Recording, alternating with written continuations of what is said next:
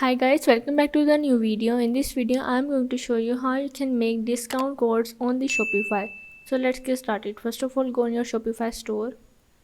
Once you are in, here is the option of the discounts. You have to click on it and go on the create discount. Here you have to select the discount type, like I am adding amount of product. Here you have product discount, like amount of products, its value, and which you have to apply it. Here you have to add the discount code.